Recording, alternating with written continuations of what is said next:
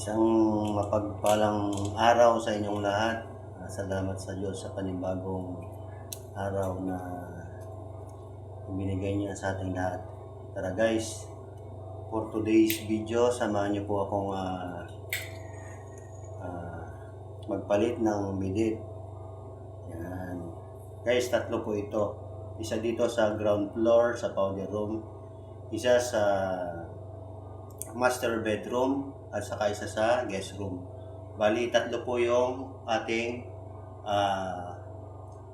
dalawa po yung papalitan at isa po itong i-repair lang natin. Yan guys. Keep on watching guys, dyan lang po kayo.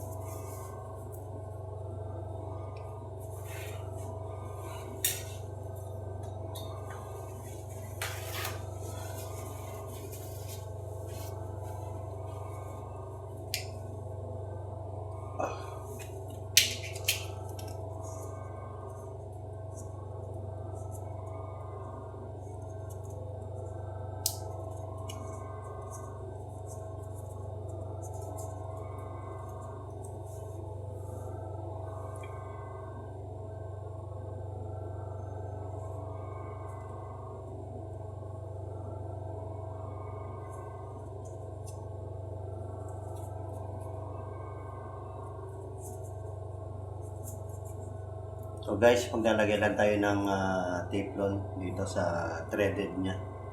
Kasi dito ko kasi nakita yung yung leak sa niya, sa pinaka head ng bidit.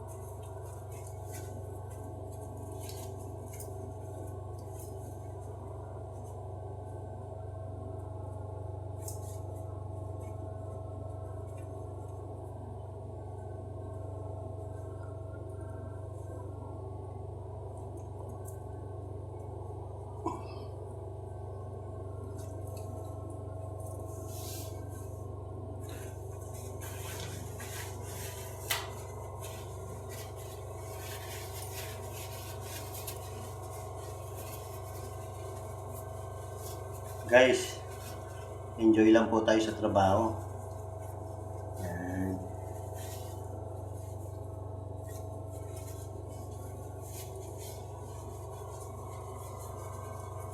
Guys, kapag nagtatrabaho po kayo, diba, kung may problema kayo, pansamantala nyo nakakalimutan dahil busy po tayo sa ginagawa natin sa araw-araw. Yan. Saka ang problema guys, hindi ganong kinakaisip. Although siyempre responsibility natin yung solusyonan, pero siyempre dapat kahit paano daanin din natin sa tawa. Yun guys. Kung pinapaka-seryoso at baka po ma-stress lang kayo,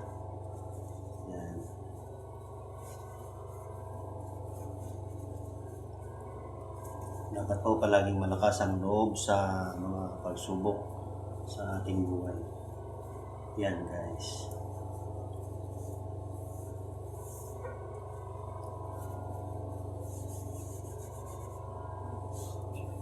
Kaya minsan guys, mas maganda rin yung hanggat bata pa, na sana na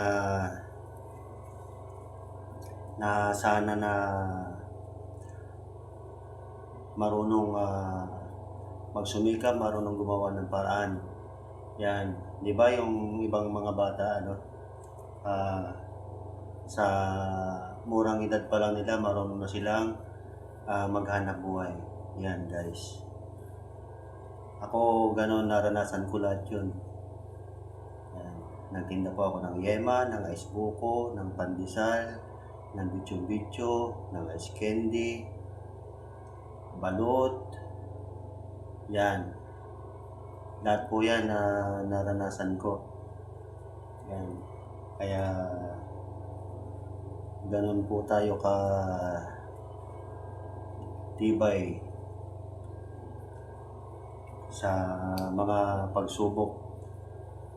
Kaya yun lang guys, lakasan lang ng loob. Ano po? Saka dapat marunong tayong gumawa ng paraan.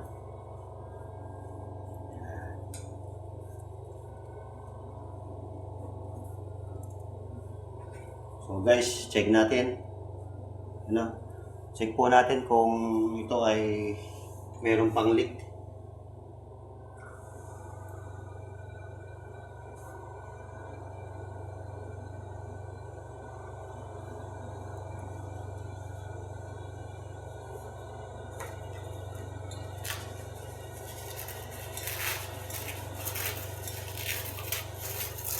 Yan guys, sa tingin ko wala nang leak ito. Yan.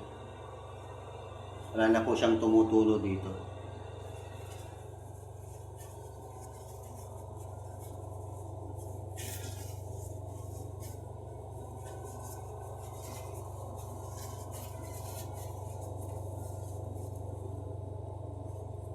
Yan. Okay na po guys.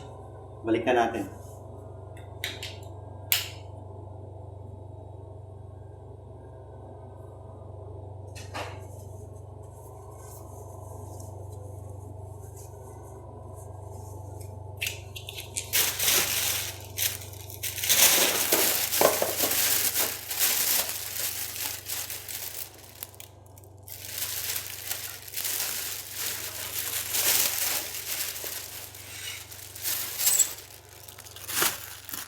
Tara, punta naman tayo doon sa sa taas.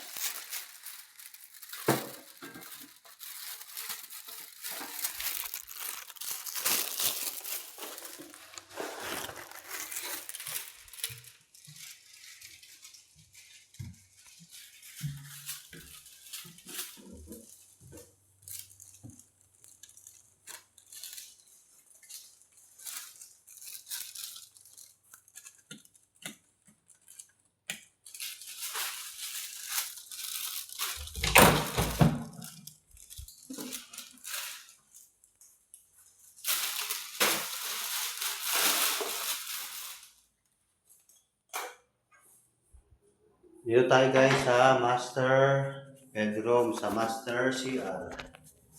Yan.